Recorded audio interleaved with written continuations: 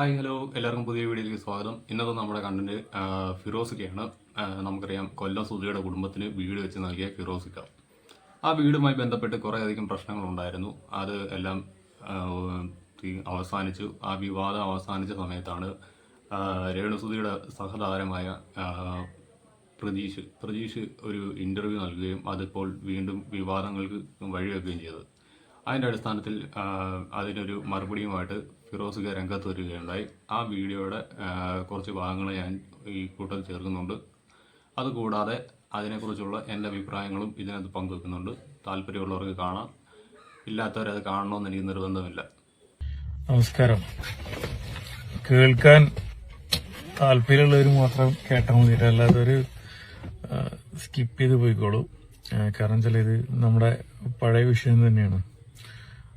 നമ്മുടെ അലമ്പ് കേസില്ലേ, മറ്റേ വീടുണ്ടാക്കിയ കേസ്, അങ്ങനെയാണ്.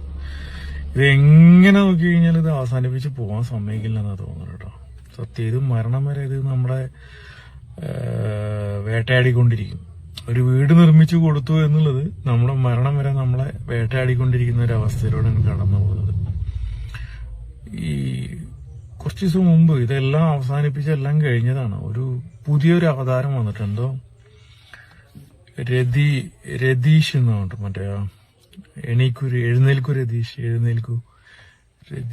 രതീഷ് അല്ല, പ്രജീഷ് എന്നുവെച്ചാൽ അദ്ദേഹത്തിന്റെ പേര് പോലും എന്താണ്, ഞങ്ങളുടെ നായകന്റെ പേര് പോലും നിനക്ക് അറിയില്ലടാ നാറി എന്ന് പറഞ്ഞ് വിളിച്ചിട്ട് ആരും വരണ്ട.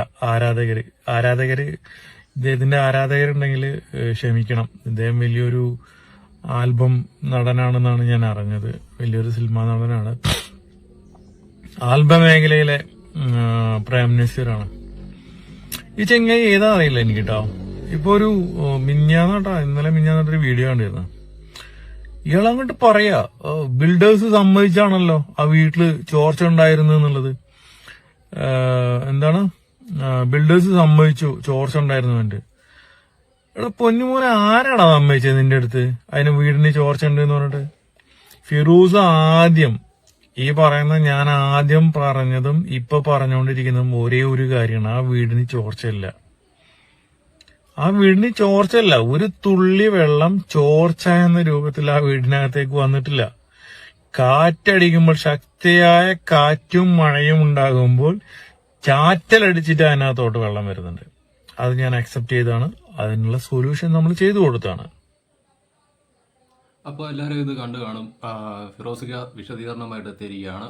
അതായത് പ്രതീഷ് ഇന്റർവ്യൂ നൽകിയപ്പോൾ പറഞ്ഞത് കമ്പനി, അതായത് ഈ വീട് നിർമ്മിച്ച് നൽകിയ കമ്പനി തന്നെ സമ്മതിച്ചിട്ടുണ്ട് ആ വീടിന് ചോർച്ച ഉണ്ടായിട്ടുണ്ടായിരുന്നു എന്നുള്ള കാര്യം അവർ സമ്മതിച്ചിട്ടുണ്ടായിരുന്നു എന്നാണ് നമ്മുടെ പ്രതീഷ് പറഞ്ഞിരിക്കുന്നത്. എന്തായാലും പ്രതീഷ് അങ്ങനെ പറയുന്നതിന് മുന്നേ ഫിറോസിക്ക ഇതിന് മുൻപ് ഒരു വീഡിയോ ചെയ്തിരുന്നു. ആ വീഡിയോയിൽ അദ്ദേഹം വ്യക്തമായിട്ട് പറഞ്ഞത് ആ വീടിന് അത്തരത്തിൽ ചോർച്ചകളോ മറ്റു കാര്യങ്ങളോ ഒന്നുമില്ല. ശക്തമായ കാറ്റും മഴയും ഉണ്ടാകുന്ന സമയത്ത് എറിച്ചിലടിക്കും. അതിൻ്റെ സൈഡിൽ ഒരു ഗ്രില്ല് പണിഞ്ഞു വെച്ചിട്ടുണ്ട്. ആ ഗ്രില്ല് വഴി ശക്തമായിട്ടുള്ള കാറ്റും മഴയും ഉള്ള സമയത്ത് എറിച്ചിലടിച്ച് അകത്തേക്ക് കയറും. അങ്ങനെയാണ് ഇതിന് പെരയ്ക്ക് ഉള്ളിലേക്ക് വെള്ളം വരുന്നത് എന്നാണ് അദ്ദേഹം പറഞ്ഞിരുന്നത്. അത് പ്രതീക്ഷ കാണാഞ്ഞിട്ടായിരിക്കും. ആ വീഡിയോ യൂട്യൂബിലേക്ക് എപ്പോഴും അവൈലബിൾ ആണ്. അങ്ങനെ ഇരിക്കുകയാണ് പ്രതീക്ഷ വീണ്ടും ഈ ഒരു വിവാദം, കഴിഞ്ഞുപോയ പ്രശ്നത്തെ വീണ്ടും കുത്തിപ്പോയി കൊണ്ടുവന്നത്. അതിനുള്ള മറുപടിയാണ്, അതായത് ആൽബം മേഖലയിലെ പുതിയ പ്രേം നസീറിനുള്ള മറുപടിയുമായിട്ടാണ് അദ്ദേഹം രംഗത്ത് വന്നത്. ഇപ്പോൾ ഓൾറെഡി ആ വിഷയം പരിഹരിച്ചു കഴിഞ്ഞാണ്. അതിനെക്കുറിച്ചുള്ള വീഡിയോയും അദ്ദേഹം പങ്കുവച്ചതാണ്. കൂടാതെ സുതുലയം എന്ന വീടിൻ്റെ പേര് അത് അഴിച്ചു മാറ്റിയ ശേഷം, അതായത് ഈ കമ്പനിയുടെ പേരും അതിൻ്റെ താഴെയാണ്, സുതുലയത്തിൻ്റെ താഴെ ആ ബോർഡ് അഴിച്ചു മാറ്റിയ ശേഷം അവർ പുതിയ സുതുലയം എന്ന ബോർഡും അവിടെ സ്ഥാപിച്ചിട്ടുണ്ടായിരുന്നു. ആ വിഷയമെല്ലാം ഒന്ന് അവസാനിച്ച് കഴിഞ്ഞ ശേഷമാണ് പ്രതീക്ഷ വീണ്ടും ഇതൊരു വിവാദമായിക്കൊണ്ടിരിക്കുന്നത്. ഫിറോസിക്ക പറഞ്ഞ കണക്ക് തന്നെ ഈ ഒരു വീട് പണിഞ്ഞു കൊടുത്തത് ഇവരെ ജീവിതകാലം മുഴുവൻ വേട്ടയാടുന്ന അവസ്ഥയിലേക്കാണ് ഇപ്പോൾ കാര്യങ്ങൾ എത്തിച്ചേർന്നിരിക്കുന്നത്. പ്രതീക്ഷ വീണ്ടും, അതായത് പ്രതീക്ഷിന് രേണുസുതി ബിഗ് ബോസിൽ പോയ ശേഷം അയാളുടെ ചാനലിന് അത്രത്തോളം റീച്ചും കാര്യങ്ങളൊന്നുമില്ല. ഇയാൾ രേണുസുതിയെ കുറിച്ച് ചെയ്ത 1-2 വീഡിയോസ്, ബിഗ് ബോസ് റിവ്യൂ എന്ന പേരിൽ ചെയ്ത 1-2 വീഡിയോസിന് മാത്രമാണ് റീച്ച് ഉണ്ടായിരിക്കുന്നത് ഇൻസ്റ്റാഗ്രാമിൽ പോലും. അതിന് ഒരു മാറ്റം ഉണ്ടാക്കാൻ വേണ്ടിയിട്ടായിരിക്കാം പ്രതീക്ഷ ഇത്തരത്തിലൊരു വീഡിയോയുമായിട്ട് അല്ലെങ്കിൽ ഒരു ഇൻ്റർവ്യൂ നൽകിയത്, ഈ ഒരു വിവാദം വീണ്ടും കുത്തിപ്പിക്കൊണ്ട്. പക്ഷെ ഒരു കാര്യം മനസ്സിലാക്കണം, രേണുസുതി തന്നെ അന്ന് പരസ്യമായിട്ട് ഇതിന് ശേഷം അവരോടെല്ലാം ക്ഷമ ചോദിച്ചുകൊണ്ടൊരു വീഡിയോ ചെയ്തതാണ്.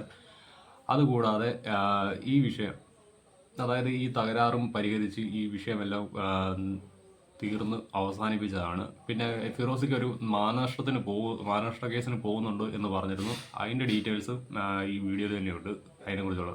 പിന്നെ ഇപ്പോൾ ഈ വീടിനുള്ള വിഷയം എന്ന് പറഞ്ഞാൽ പ്ലാസ്റ്ററിങ്ങുമായി ബന്ധപ്പെട്ടുള്ള ഒരു വിഷയമാണ്. അതിനെക്കുറിച്ച് അദ്ദേഹം ഈ വീഡിയോയിൽ തന്നെ പറയുന്നുണ്ട്. അതെന്താണെന്ന് നമുക്കൊന്ന് ചാറ്റലടിച്ചിട്ട് അതിനകത്തോട്ട് വെള്ളം വരുന്നുണ്ട്. അത് ഞാൻ അക്സെപ്റ്റ് ചെയ്താണ്. അതിനുള്ള സൊല്യൂഷൻ നമ്മൾ ചെയ്തു കൊടുത്താണ്. പിന്നെ വരുന്നത് അതിന്റെ പ്ലാസ്റ്ററിങ്ങിന്റെ ഇഷ്യൂസ് ആണ്. അത് നമ്മൾ ചെയ്യാൻ പ്ലാൻ ഉണ്ടായിരുന്നു. അത് ചിലപ്പോൾ ചെയ്തു കൊടുക്കും, ചിലപ്പോൾ ചെയ്തു കൊടുക്കില്ല. അത് വേറെ വിഷയം, അതവിടെ കിടക്കട്ടെ. ചാറ്റലുണ്ടെന്ന് ഞങ്ങൾ എവിടെയും പറഞ്ഞിട്ടില്ല. എന്നിട്ട് അവന്റെ ഒരു ഡയലോഗ് നമ്മളിനി അത് കൂടുതൽ അതിനെക്കുറിച്ച് ഡിസ്കസ് ചെയ്യാതെ അത് ബിൽഡേഴ്സിന്റെ അവരെ ബിസിനസിനെ ബാധിക്കുന്ന എന്താണ് ഉപദേശവും പിന്നെന്താ വേണ്ടല്ലോ രണ്ടും കൂടെ ഒരുമിച്ച് വേണ്ടട്ടാ പ്രജീഷേ. ആ വീടിന്റെ പ്ലാസ്റ്ററിങ്ങുമായിട്ടുള്ള ഒരു വിശദീകരണമാണ് അദ്ദേഹം നൽകുന്നത്. ആ വീടിന്റെ പ്ലാസ്റ്ററിങ് ചെയ്യാണ്ട് ഈ പ്രസ്തുത കമ്പനിക്ക്, ഫിറോസിക്കയുടെ കമ്പനിക്ക് താല്പര്യമുണ്ടായിരുന്നു. അത് ഒരു പക്ഷേ ചെയ്ത് കൊടുക്കും, അല്ലെങ്കിൽ ചെയ്ത് കൊടുക്കില്ല എന്നാണ് അദ്ദേഹം പറഞ്ഞിരിക്കുന്നത്. അതിനിപ്പോൾ മറ്റൊരു തരത്തിൽ പറഞ്ഞാൽ നമ്മുടെ പ്രതീക്ഷ ഇപ്പോൾ നൽകിയ ഇന്റർവ്യൂ ഒരു കാരണമായി മാറിയേക്കാം ഇനി ഇവർ അതിൽ ചെയ്യാതിരിക്കാനുള്ളത്. എന്തായാലും ഫിറോസിക്ക പറയുന്നുണ്ട് ഈ പ്രതീക്ഷ നൽകിയ ഇന്റർവ്യൂവിൽ പ്രതീക്ഷ എന്ന് പറയുന്നുണ്ടെന്ന്. ഇനിയിപ്പോൾ ഈ വിഷയം അധികമായി ചർച്ച ചെയ്യേണ്ട, അത് ആ കമ്പനിയുടെ റെപ്യൂട്ടേഷനെ ബാധിക്കും, അവരുടെ വർക്കുകളെ ബാധിക്കും എന്നൊക്കെ പറഞ്ഞുകൊണ്ട് ഇന്റർവ്യൂവിൽ പറയുന്നുണ്ടായിരുന്നു. അത് ഞാനും കേട്ടതാണ്. ശരിക്കും പറഞ്ഞാൽ ഫിറോസിക്ക പറഞ്ഞ കണക്ക് ഉപദേശവും മറ്റൊന്നും കൂടെ ചേർത്തുകൊണ്ടുള്ള ഒരു ഇന്റർവ്യൂ ആണെന്ന് മാത്രമേ പറയാൻ പറ്റുള്ളൂ. മറ്റൊന്നുമല്ല, ഈ ഒരു വിവാദം എല്ലാവരും മറന്നു തുടങ്ങിയതായിരുന്നു. ഞാൻ ഉൾപ്പെടെയുള്ളവർ ഈ വിഷയം നേരത്തെ ചെയ്തിട്ടുണ്ടെങ്കിൽ പോലും ഈ ഒരു വിഷയം പരിഹരിച്ച ശേഷം ഞങ്ങൾ ആരും ഇതിനെക്കുറിച്ച് അധികം ടോപ്പിക്കൊന്നും ചെയ്തിട്ടില്ലായിരുന്നു. അങ്ങനെ ഇരിക്കുകയാണ് നമ്മുടെ പ്രതീക്ഷ വീണ്ടും ഒരു ഇന്റർവ്യൂവുമായി എത്തി ഈ ഒരു വിഷയം ജനങ്ങളിലേക്ക് വീണ്ടും എത്തിക്കുന്നത്. അതിനുശേഷമാണ് അവൻ പറയുന്നത് നമ്മളാരും ഇനിയിപ്പോൾ അതിനെക്കുറിച്ച് ചർച്ച ചെയ്യേണ്ട, ആ വിഷയം കഴിഞ്ഞതാണ് എന്നൊക്കെയാണ് പ്രതീക്ഷ പറഞ്ഞു വെച്ചത്. അതിന് കൃത്യമായ മറുപടി ഫിറോസ് നൽകുന്നുണ്ട്.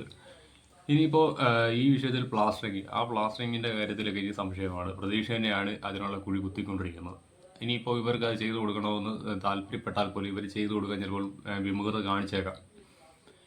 എന്തായാലും രേണുസുതി കുപ്പിയിൽ നിന്ന് തുറന്നു വിട്ട ഒരു ഭൂതം, ആ ഭൂതം പുറത്തേക്ക് വീണ്ടും കുപ്പിക്ക് ഉള്ളിലേക്ക് കയറാൻ തയ്യാറായിട്ടില്ല. ആ ഭൂതം ഇങ്ങനെ കറങ്ങി നടന്നുകൊണ്ടിരിക്കുകയാണ്. അതിപ്പോൾ പ്രതീഷിൻ്റെ കയ്യിലാണ് എന്നേ ഉള്ളൂ. നമ്മുടെ ഈ അലാവുദ്ദീനും അത്ഭുതവിളക്കിലെ ഭൂതം പോലെ ആ വീട് എന്ന വിവാദം അത് ഇപ്പോൾ പ്രതീഷ് എന്ന് പറയുന്ന ആളുടെ കയ്യിലാണ്. അയാൾ ഇനിയിപ്പോൾ കുറച്ചാൾ കൊണ്ടു കിടക്കും. ഇനി മറ്റാരെങ്കിലുമൊക്കെ ഇത് ടേക്കപ്പ് ചെയ്യോ ഇല്ലയോ എന്നൊന്നും നമുക്കറിയില്ല. എന്തായാലും ഈ വിവാദം ഫിറോസിക്ക പറഞ്ഞ കണക്ക് തന്നെ അദ്ദേഹത്തിൻ്റെ മരണം വരെയും അദ്ദേഹത്തെ പിന്തുടർന്നുകൊണ്ടേയിരിക്കും, അല്ലെങ്കിൽ അദ്ദേഹത്തിൻ്റെ സ്ഥാപനത്തെ. ഇനിയിപ്പോൾ രേണുസുതിയുമായി ബന്ധപ്പെട്ട് ഫിറോസിക്ക് നൽകാനിരുന്ന മാനനഷ്ട കേസ്, ആ കേസിനെ കുറിച്ചും അദ്ദേഹം പറയുന്നുണ്ട്. അതെന്താണെന്ന് നമുക്കൊന്ന് കേട്ടു നോക്കാം. സൂക്ഷിച്ച് സംസാരിക്കുക. പിന്നെ കേസിന്റെ കാര്യങ്ങളും മറ്റു കാര്യങ്ങളൊക്കെ ആൾക്കാർ ചോദിക്കുന്നുണ്ട്. ഞാൻ ബേസിക്കലി എനിക്കൊരാളെ ഉപദ്രവിക്കുന്നത് അല്ലെങ്കിൽ ഒരാൾക്കെതിരെ പ്രശ്നങ്ങൾ ഉണ്ടാക്കുന്നത് എനിക്ക് താല്പര്യമുള്ള ഒരാളാണ് ഞാൻ.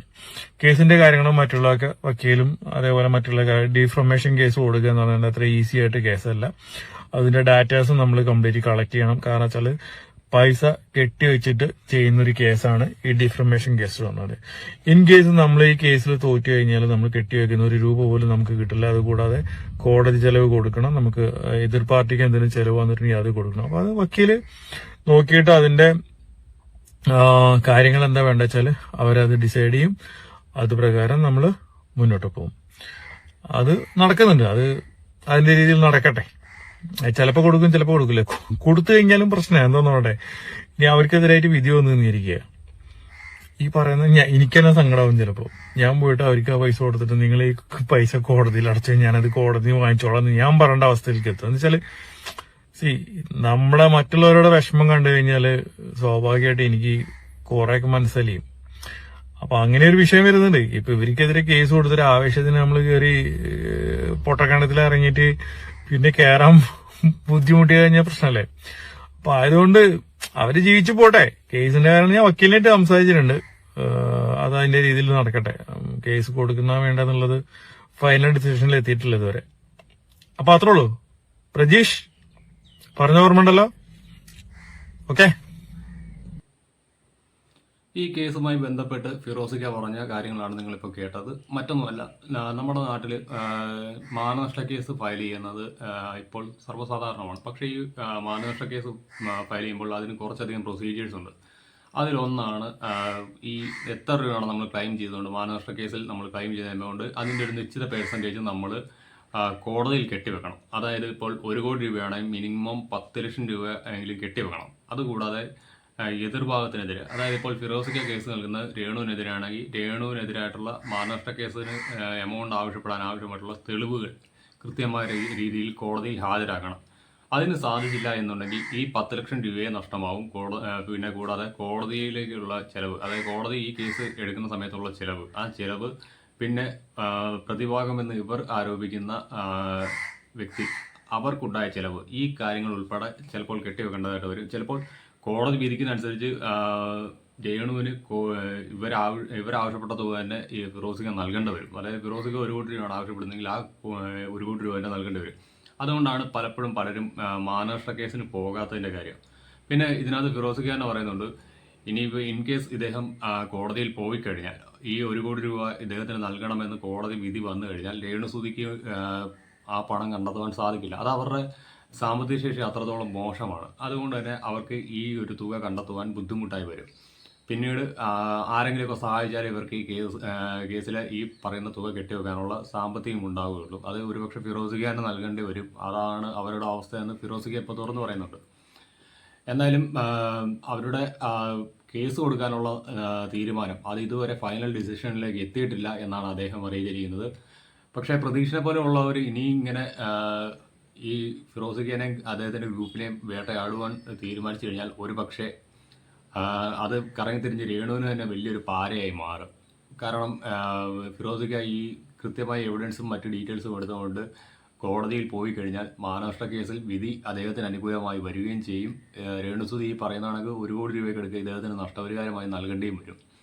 കാരണം ഒരു അഡ്വക്കേറ്റ് കൃത്യമായ രീതിയിൽ ഇതിൻ്റെ ഇവർ ഇപ്പോൾ ഈ പറഞ്ഞിരിക്കുന്ന വീഡിയോസിൻ്റെ മറ്റ് കാര്യങ്ങളും എടുത്തുകൊണ്ട് ഡീറ്റെയിൽ എവിഡൻസ് എല്ലാം കളക്ട് ചെയ്തുകൊണ്ട് കോടതിയെ സമീപിച്ചു കഴിഞ്ഞാൽ ഈ കേസിൽ രേണുവിന് പ്രത്യേകിച്ച് ഒന്നും ചെയ്യാൻ പറ്റില്ല.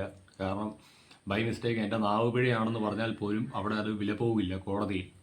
കാരണം ഒരു സ്ഥാപനത്തിൻ്റെ ക്രെഡിബിലിറ്റിയെ തകർക്കുന്ന രീതിയിലുള്ള പരാമർശമാണ് അവരുടെ ഭാഗത്തു നിന്നുണ്ടായത്. അതുകൊണ്ട് തന്നെ ആ സ്ഥാപനം ആവശ്യപ്പെടുന്ന നഷ്ടപരിഹാരം അത് എത്രയാണെങ്കിൽ തന്നെ ഇവർ കൊടുക്കാൻ ബാധ്യതപ്പെട്ടിരിക്കും.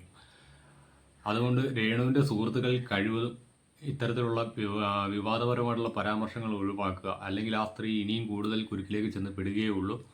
അപ്പോൾ വീഡിയോ ഇഷ്ടപ്പെട്ടാൽ ലൈക്ക് ചെയ്യുക, കമൻറ്റ് ചെയ്യുക. പിന്നെ ഇതിന് താഴെ വന്ന് നിനക്ക് വേറെ പണിയില്ലേ എന്നൊക്കെ ചോദിക്കുന്നവരോട്, അല്ലെങ്കിൽ ഇവരെക്കുറിച്ച് മാത്രമേ ഞാൻ കണ്ട് ചെയ്യുന്നുള്ളൂ എന്ന് പറയുന്നവരോട്, ഇതിന് മുൻപും ഞാൻ കുറേ അധികം വീഡിയോസ് ചെയ്തിട്ടുണ്ട്. ആവശ്യമുള്ളവരത് പോയി കാണുക. നിങ്ങൾ ഈ വീഡിയോ മാത്രം കാണുന്നത് എൻ്റെ കുഴപ്പമില്ല. ഈ വീഡിയോ മാത്രം കണ്ടുപിടിച്ച് എന്നെ കുറ്റം പറയുന്നത് നിങ്ങളുടെ കണ്ണിൻ്റെ പ്രശ്നമാണ്. ആ കണ്ണെന്നുകൊണ്ട് ട്രീറ്റ് ചെയ്യുക.